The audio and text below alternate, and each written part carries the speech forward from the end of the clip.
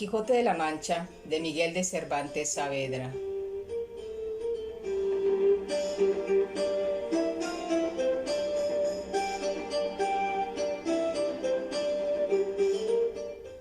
Entrega 47.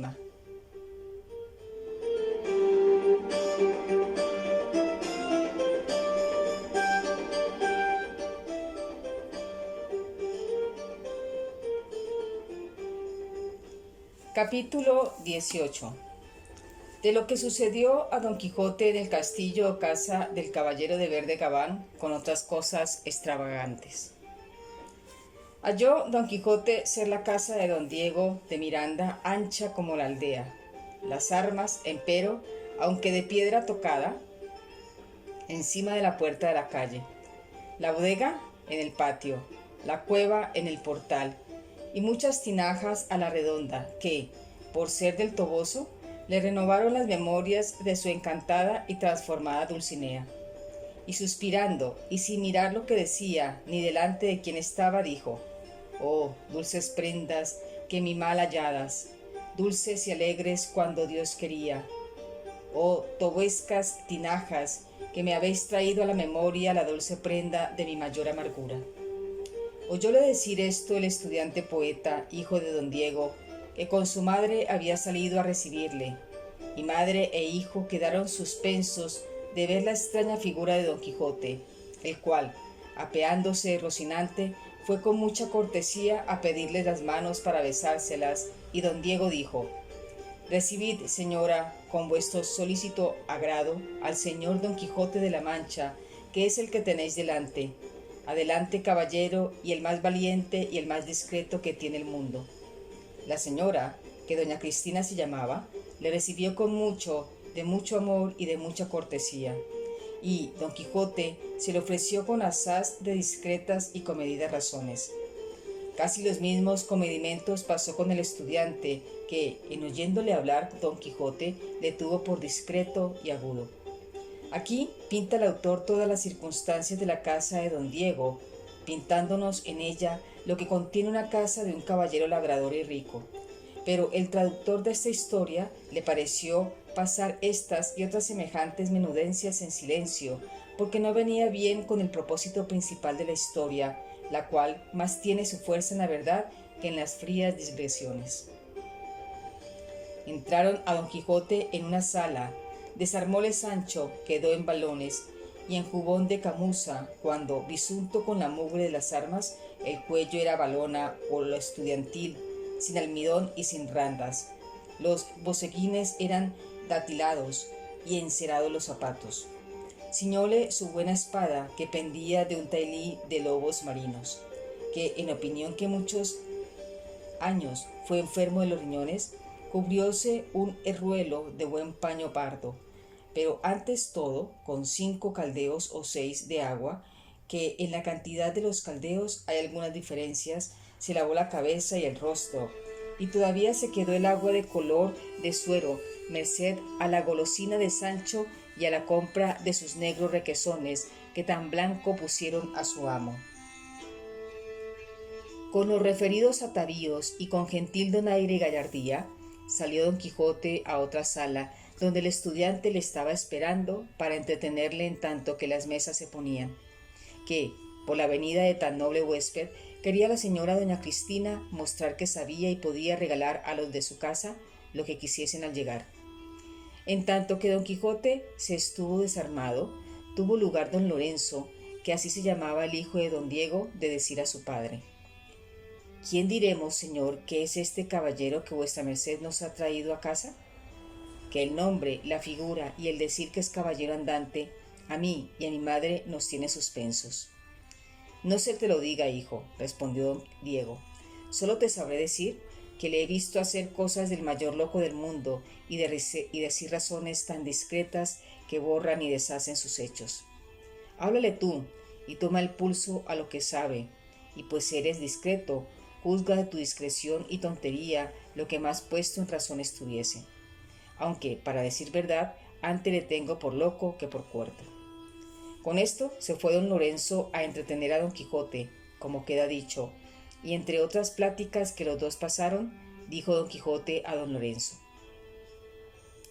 El señor don Diego de Miranda, padre de vuestra merced, me ha dado noticia de la rara habilidad y sutil ingenio que vuestra merced tiene, y sobre todo que es vuestra merced un gran poeta. Poeta bien podrá ser, respondió don Lorenzo, pero grande ni por pensamiento. Verdad es que yo soy algún tanto aficionado a la poesía y a leer los buenos poetas, pero no de manera que se me pueda dar el nombre de grande que mi padre dice. No se me parece mal esa humildad, respondió don Quijote, porque no hay poeta que no sea arrogante y piense de sí que es el mayor poeta del mundo. No hay regla sin excepción, respondió don Lorenzo, y alguno habrá que lo sea y no lo piense. Pocas, respondió don Quijote, pero dígame vuestra merced, ¿qué versos son los que agora trae entre manos, que me ha dicho el señor su padre que le traen algo inquieto y pensativo? Y si es alguna glosa, a mí se me entiende algo de achaque de glosas, y holgaría saberlos. Y si es que son de justa literaria, procure vuestra merced llevar el segundo premio, que el primero siempre se lleva el favor a la gran calidad de la persona. El segundo se lo lleva la mera justicia, y el tercero viene a ser segundo, y el primero es, a cuesta cuenta, el tercero, al modo de las licencias que se dan en las universidades. Pero con todo esto, gran personaje es el nombre de primero. Hasta ahora, dijo entre sí don Lorenzo, que os podré yo juzgar por loco. Vamos adelante. Y díjole, paréceme que vuestra merced ha cursado las escuelas. ¿Qué ciencias ha oído? Las de la caballería andante, respondió don Quijote, que es tan buena como la de la poesía y aun 2 deditos más. No sé qué ciencia es esa, replicó don Lorenzo, y hasta ahora no ha llegado a mí la noticia. Es una ciencia, replicó don Quijote, que encierra en sí todas o las más ciencias del mundo, a causa que el que la profesa ha de ser jurisperito y saber las leyes de la justicia distributiva y conmutativa, para dar a cada uno lo que es suyo y lo que le conviene. Ha de ser teólogo, para saber dar razón de la cristiana ley que profesa, clara y distintamente, a donde quiera que le fuere pedido. Ha de ser médico y principalmente herborario, para conocer en mitad de los despoblados y desiertos las hierbas que tienen virtud de sanar las heridas, que no ha de andar el caballero andante a cada tiquete buscando quien se las cure. Ha de ser astrólogo, para conocer por las estrellas cuántas horas son pasadas de la noche y en qué parte y en qué clima del mundo se halla. Ha de saber las matemáticas, porque a cada paso se le ofrecerá tener necesidad de ellas, y dejando aparte que ha de estar adornado de todas las virtudes teologales y cardinales, descendiendo a otras menudencias, digo que ha de saber nadar como dicen que nadará el peje Nicolás o Nicolao, ha de saber herrar un caballo y aderezar la silla y el freno, y, volviendo a lo de arriba, ha de guardar la fe a Dios y a su dama, ha de ser costo en los pensamientos, o casto dirá usted, honesto en las palabras, liberal en las obras, valiente en los hechos, sufrido en los trabajos, caritativo con los menesterosos y, finalmente, mantenedor de la verdad, aunque le cueste la vida el defenderla. De todas estas grandes y mínimas partes se compone un buen caballero andante, porque vea vuestra merced, señor don Lorenzo, si en ciencia mocosa lo que aprende el caballero, que la estudia y la profesa, y si se puede igualar a las más estiradas que en los gimnasios y escuelas se enseñan. Si eso es así, replicó don Lorenzo, yo digo que se aventaja esa ciencia a todas. ¿Cómo si es así? Respondió don Quijote. Lo que yo quiero decir, dijo don Lorenzo, es que dudo que haya habido, ni que los hay ahora, caballeros andantes y adornados de virtudes tantas. Muchas veces he dicho lo que vuelvo a decir ahora, respondió don Quijote, que la mayor parte de la gente del mundo está de parecer de que no ha habido en él caballeros andantes, y por parecerme a mí que si el cielo milagrosamente no les da a entender la verdad de que los hubo y de que los hay, cualquier trabajo que se tome ha de ser en vano. Con muchas veces me lo ha mostrado la experiencia. No quiero detenerme ahora en sacar a vuestra merced del error que con los muchos tiene. Lo que pienso hacer es el rogar al cielo le saque de él, y de a entender cuán provechosos y cuán necesarios fueron al mundo los caballeros andantes en los pasados siglos y cuán útiles fueran en el presente si se usaran. Pero triunfan ahora, por pecados de la gente, la pereza, la ociosidad, la gula y el regalo. Escapado se nos ha puesto usted, si dijo a esta razón entre sí don Lorenzo. Pero, con todo eso, él es loco bizarro, y yo sería mentecato flojo si así no lo creyese. Aquí dieron fin a su plática, porque lo llamaron a comer. Preguntó don Diego a su hijo qué había sacado el limpio del ingenio del huésped, a lo que él respondió: no le sacará del borrador de su locura cuantos médicos y buenos escribanos tiene el mundo. Él es un entrevado loco, lleno de lúcidos intervalos. Fuéronse a comer, y la comida fue tal como don Diego había dicho en el camino que la solía dar a sus convidados, limpia, abundante y sabrosa. Pero de lo que más se contentó don Quijote fue el maravilloso silencio que en toda la casa había, que semejaba a un monasterio de cartujos. Levantados pues los manteles y dadas gracias a Dios y agua a las manos, don Quijote pidió ahincadamente a don Lorenzo dijese los versos de la justa literaria, a lo cual él respondió que, por no parecerle de aquellos poetas que cuando le ruegan digan sus versos los nieguen, y cuando no se los piden los vomitan. Yo diré mi glosa, de la cual no espero premio alguno, que sólo por ejercitar el ingenio la he hecho. Un amigo y discreto, respondió don Quijote, era de parecer que no se había de cansar nadie en glosar versos, y la razón, decía él, era que jamás la glosa podía llegar al texto, y que muchas o las más veces iba la glosa fuera de la intención y propósito de lo que pedía lo que se glosaba, y más que las leyes de la glosa eran demasiadamente estrechas, que no sufrían interrogantes, ni dijo, ni diré, ni hacer nombres de verbos, ni mudar el sentido, con otras ataduras y estrecheces con que van atados los que glosan, como vuestra merced debe de saber. Verdaderamente, señor don Quijote, dijo don Lorenzo, que deseo coger a vuestra merced en mal latín, continuando, y no puedo porque se me desliza de entre las manos como anguila. No entiendo, respondió don Quijote, lo que vuestra merced dice ni quiere decir en eso de deslizarme. Yo me diré a entender, respondió don Lorenzo, y por ahora esté vuestra merced atento a los versos glosados y a la glosa, que dicen de esta manera: si mí fue tornarse a es, sin esperar más será, o viniese el tiempo ya de lo que será después. Glosa. Al fin, como todo pasa, se pasó el bien que me dio, fortuna un tiempo no escasa, y nunca se me le olvidó, ni abundante ni por tasa. Siglos ha, ya que me ves, fortuna, puesto a tus pies, vuélveme a ser venturoso, que será mi ser dichoso, si a mí fue, tornase a es.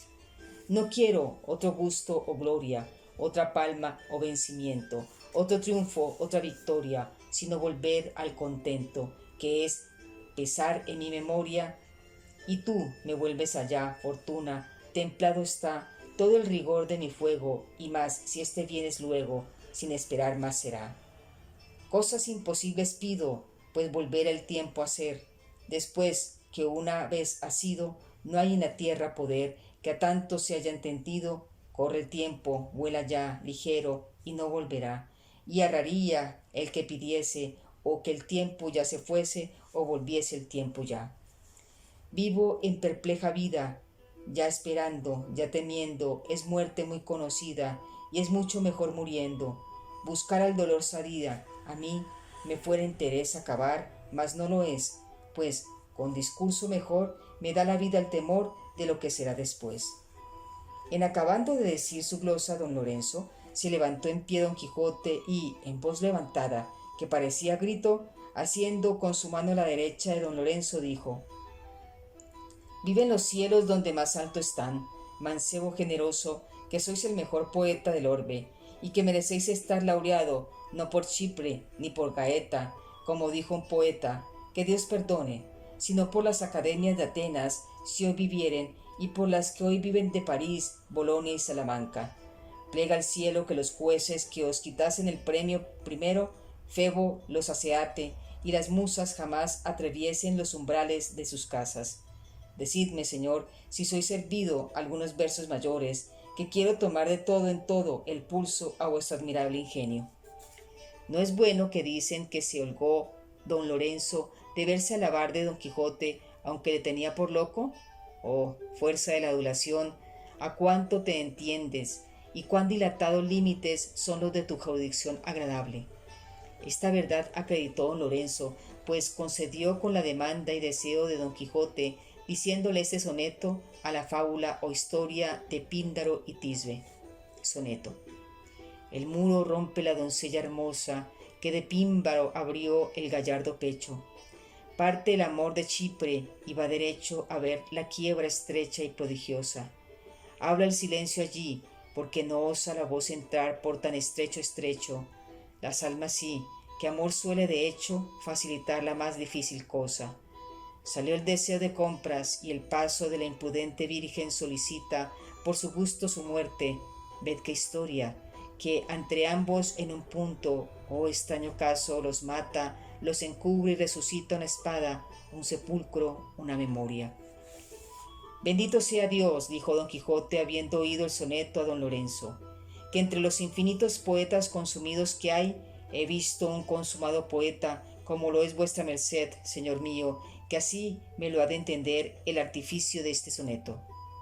4 días estuvo don Quijote regaladísimo en la casa de don Diego, al cabo de los cuales le pidió licencia para irse, diciéndole que le agradecía la merced y buen tratamiento que en su casa había recibido, pero que, por no parecer bien que los caballeros andantes se den muchas horas a ocio y al regalo, se quería ir a cumplir con su oficio, buscando aventuras de quien tenía noticia que aquella tierra abundaba, donde esperaba entretener el tiempo hasta que llegase el día de las justas de Zaragoza, que era el de su derecha derrota, y que primero había de entrar en la cueva de Montesinos, de quien tantas y tan admirables cosas en aquellos contornos se contaba, sabiendo e inquiriendo asimismo el nacimiento y verdaderos manantiales de las 7 lagunas llamadas comúnmente de Ruidera.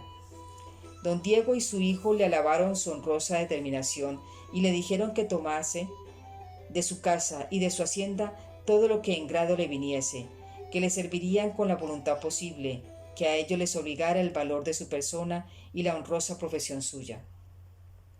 Llegóse, en fin, el día de su partida, tan alegre para don Quijote como triste y aciago para Sancho Panza, que se hallaba muy bien con la abundancia de la casa de don Diego y rehusaba de volver al hambre que se usa en las florestas, despoblados y a la estrecheza de sus mal proveídas alforjas.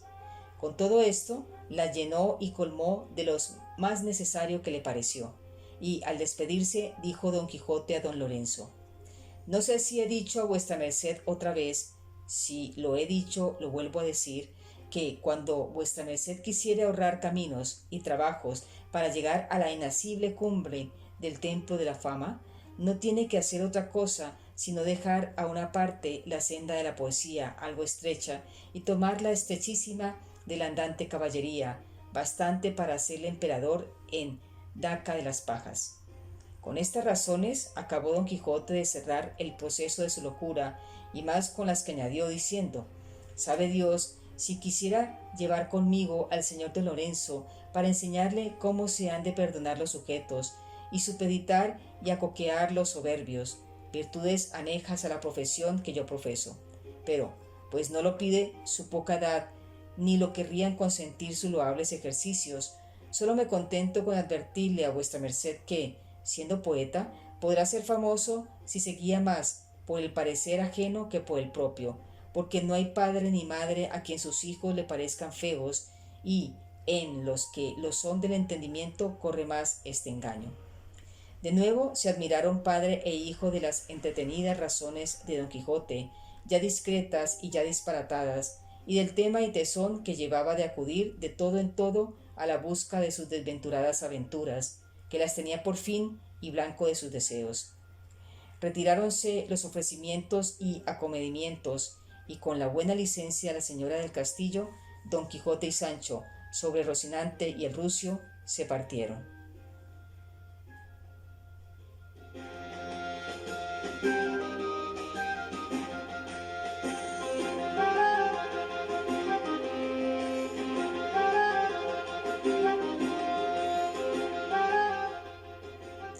Capítulo 19, donde se cuenta la aventura del pastor enamorado con otros en verdad graciosos sucesos.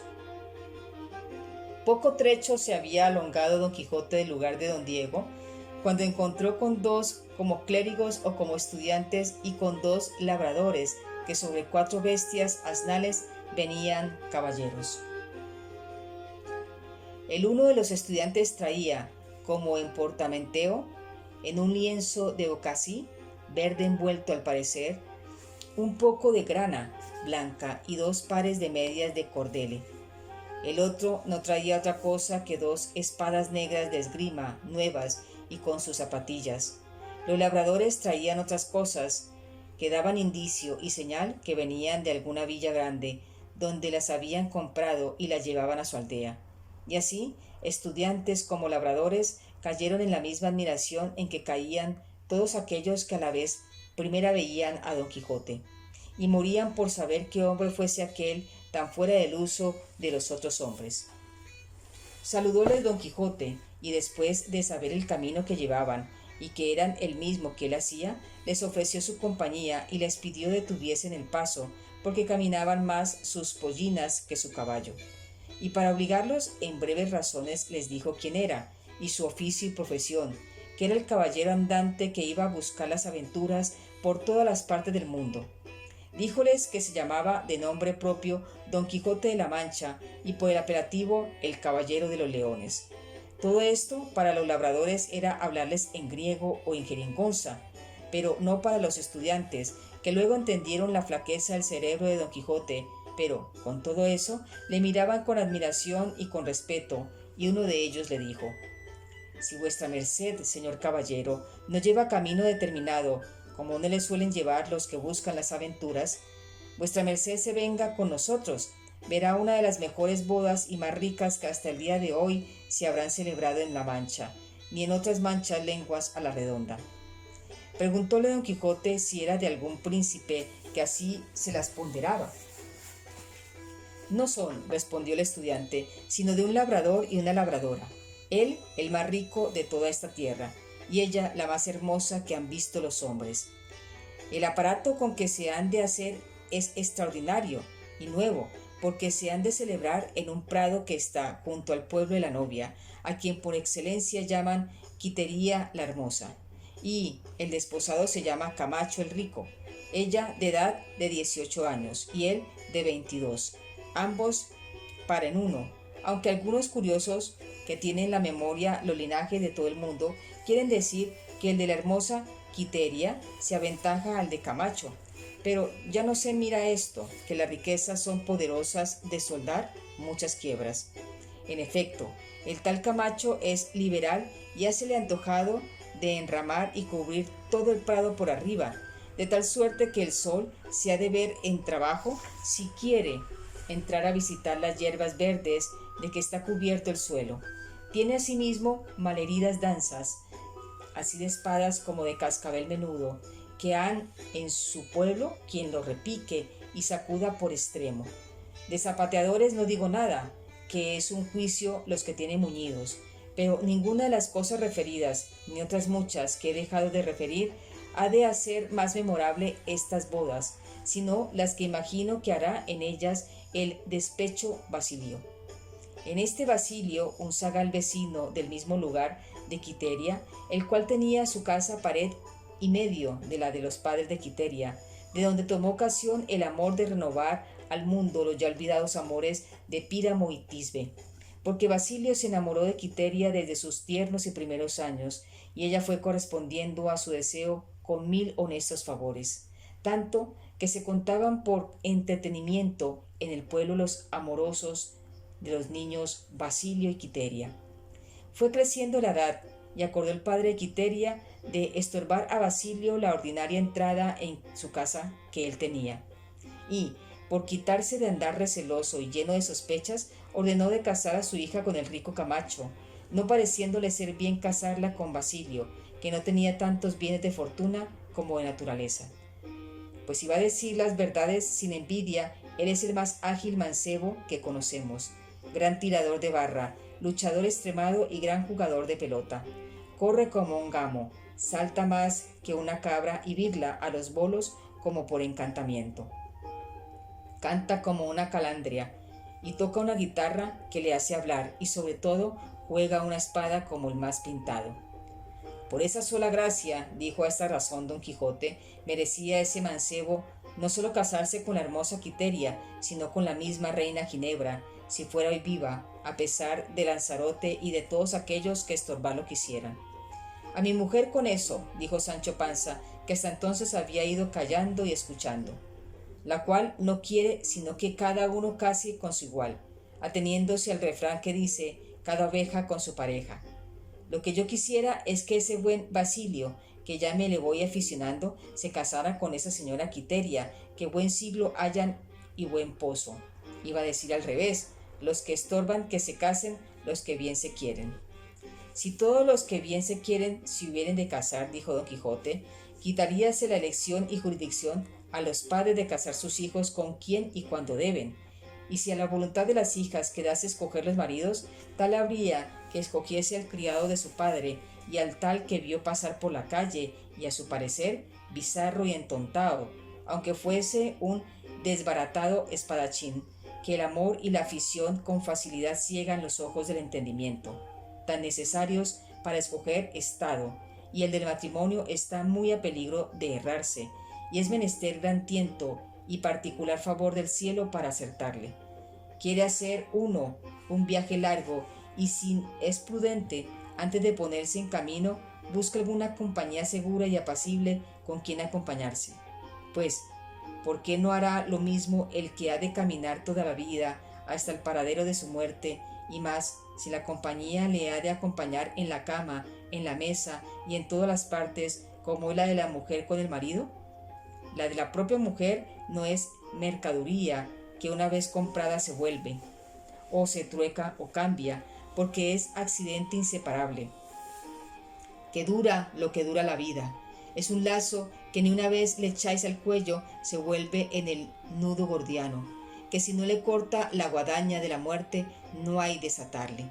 Muchas más cosas pudiera decir en esta materia, si no lo estorbara el deseo que tengo de saber si le queda más que decir al señor licenciado acerca de la historia de Basilio. A lo que respondió el estudiante bachiller o licenciado, como le llamó don Quijote, que de todo me queda más que decir, sino que desde el punto que Basilio supo que la hermosa Quiteria se casaba con Camacho el rico, nunca más le han visto reír ni hablar razón concertada, y siempre anda pensativo y triste, hablando entre sí mismo, con que da ciertas y claras señales de que se le ha vuelto el juicio. Come poco y duerme poco, y lo que come son frutas, y en lo que duerme, si duerme, es en el campo, sobre la dura tierra, como animal bruto. Mira de cuando en cuando el cielo, y otras veces clava los ojos en la tierra, con tal embelecimiento que no parece sino estatua vestida que el aire le mueve las ropas. En fin, él da tales muestras de tener apasionamiento el corazón, que tememos todos los que le conocemos que el dar el sí mañana la hermosa Quiteria ha de ser la sentencia de su muerte. Dios lo hará mejor, dijo Sancho, que Dios, que da la larga, da la medicina. Nadie sabe lo que está por venir. De aquí a mañana muchas cosas hay, y en una y aún en un montón se cae la casa. Yo he visto llover y hacer sol, todo a un mismo punto. Tal se acuesta asando la noche que no se puede mover otro día. Y dígame, ¿por ventura habrá quien se alabe que tiene echado un clavo a la rodaja de la fortuna? No, por cierto. Y entre el sí y el no de la mujer no me atrevería yo a poner una punta de alfiler porque no cabría. Denme a mí que Quiteria quiera de buen corazón y de buena voluntad a Basilio, que yo le daré a él un saco de buena ventura. Que el amor, según yo he oído decir, mira con unos antojos que hacen parecer oro el cobre, a la pobreza riqueza y a las lagañas perlas. ¿A dónde vas a parar, Sancho, que seas maldito?, dijo don Quijote, que cuando comienzas a ensartar refranes y cuentos no te puedo esperar sino el mismo Judas, que te lleve. Dime, animal, ¿qué sabes tú de clavos, ni de rodajas, ni de otra cosa ninguna? Oh, pues si no me entienden, respondió Sancho, no es maravilla que mis sentencias sean tenidas por disparates, pero no importa, yo me entiendo, y sé que no he dicho muchas necedades en lo que he dicho, sino que vuestra merced, señor mío, siempre es fiscal de mis dichos y aun de mis hechos. Fiscal has de decir, dijo don Quijote, que no fiscal, prevaricador del buen lenguaje, que Dios te confunda. No se apunte vuestra merced conmigo, respondió Sancho, pues sabe que no me he criado en la corte ni he estudiado en Salamanca para saber si añado o quito alguna letra a mis vocablos. Sí, que válgame Dios, no hay para qué obligar al sayagüez a que hable como el toledano, y a toledanos puede haber que no las corten en el aire, en esto del hablar pulido. Así es, dijo el licenciado, porque no pueden hablar tan bien los que se crían en las Tenarias o en Socodover, como los que se pasean casi todo el día por el claustro de la iglesia mayor y todos son toledanos. El lenguaje puro, el propio, el elegante y claro está en los discretos cortesanos, aunque hayan nacido en Majalaonda. Dije discretos porque hay muchos que no lo son, y la discreción es la gramática del buen lenguaje, que se acompaña con el uso. Yo, señores, por mis pecados, he estudiado cánones en Salamanca, y pícome alguno tanto de decir mi razón con palabras claras, llanas y significantes. Si no os picares más de saber aún menear las negras que lleváis que la lengua, dijo el otro estudiante. Vos llevades el primero licencias, como llevastes cola. Mirad, bachiller, respondió el licenciado, vos estáis en la más errada opinión del mundo acerca de la destreza de la espada, teniéndola por vana. Para mí no es opinión, sino verdad asentada, replicó Corchuelo. Y si queréis que os lo muestre con la experiencia, espadas traéis, comodidad hay, yo pulsos y fuerzas tengo, que acompañadas de mi ánimo, que no es poco, os harán confesar que yo no me engaño. Apeaos y usad de vuestros compás de pies, de vuestros círculos y vuestros ángulos y ciencia, que yo espero de haceros ver estrellas a mediodía con mi destreza moderna y safia, en quien espero, después de Dios, que está por nacer hombre que me haga volver las espaldas, y que no le hay en el mundo a quien yo no le haga perder tierra. En eso de volver o no las espaldas no me meto, replicó el diestro, aunque podría ser que en la parte donde la vez primera claváselas el pie, allí os abriesen la sepultura. Quiero decir que allí que quedases muerto por la despreciada destreza. Ahora se verá, respondió Corchuelo, y, apeándose con gran presteza de su jumento, tiró con furia de una de las espadas que llevaba el licenciado en el suyo. No ha de ser así, dijo a este instante don Quijote, que yo quiero ser el maestro de esta esgrima y el juez de estas muchas veces no averiguada cuestión. Y, apeándose de Rocinante y haciendo de su lanza, se puso en la mitad del camino, a tiempo que ya licenciado, con gentil donaire de cuerpo y compás de pies, se iba contra Corchuelo, que contra él se vino, lanzando, como decirse suele, fuego por los ojos. Los otros dos labradores del acompañamiento, sin apearse de sus pollinas, sirvieron de espectadores en la mortal tragedia. Las cuchilladas, estocadas, altibajos, reveses y mandobles que tiraba Corchuelo eran sin número, más espesas que hígado y más menudas que granizo. Arremetía como un león irritado, pero salíale al encuentro un tapaboca de la zapatilla de la espada del licenciado, que en mitad de su furia la detenía, y se la hacía besar como si fuera reliquia, aunque no con tanta devoción como las reliquias deben y suelen besarse. Finalmente, el licenciado le contó a estocadas todos los botones de una media sotanilla que traía vestida, haciéndole tiras los faldamentos como colas de pulpo. Derribóle el sombrero 2 veces y cansóle de manera que se le despachó. Cólera y rabia asió la espada por la empeñadura y arrojóla por el aire con tanta fuerza que uno de los labradores asistentes, que era escribano, que fue por ella, dio después por testimonio que la alongó de sí casi 3/4 de lengua, el cual testimonio sirve y ha servido para que se conozca y vea con toda verdad cómo la fuerza es vencida del arte.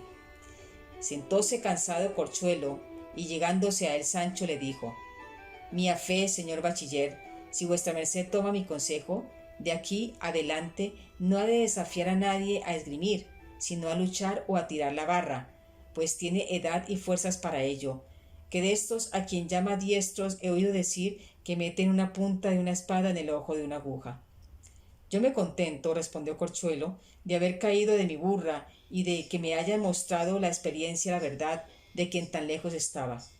Y levantándose, abrazó al licenciado, y quedaron más amigos que de antes, y no queriendo esperar al escribano, que había oído por la espada, por parecerle que tardaríamos mucho, y así determinaron seguir, por llegar temprano a la aldea de Quiteria, de donde todos eran. En lo que faltaba del camino, les fue contando el licenciado las excelencias de la espada, con tantas razones demostrativas y con tantas figuras y demostraciones matemáticas que todos quedaron enterados de la bondad de la ciencia y Corchuelo reducido de su pertinencia. Era anocheciendo, pero antes que llegasen, les pareció a todos que estaban delante del pueblo un cielo lleno de innumerables y resplandecientes estrellas.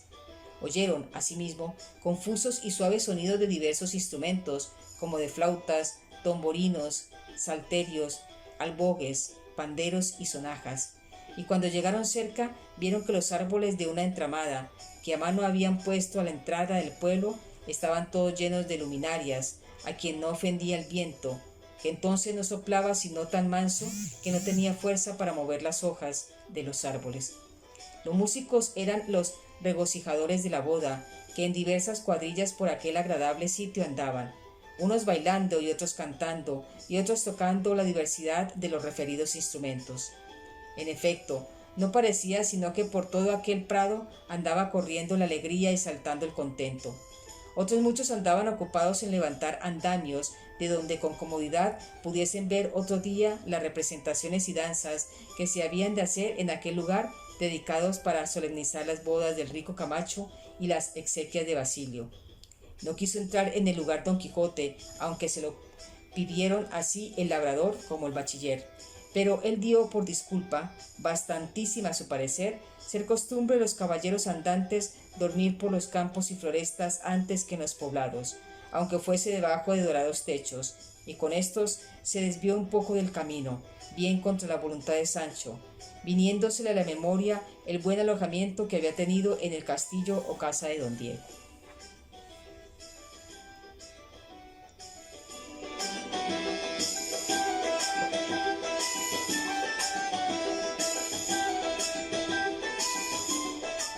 Y esperad vuestra mercedes la entrega 48ª.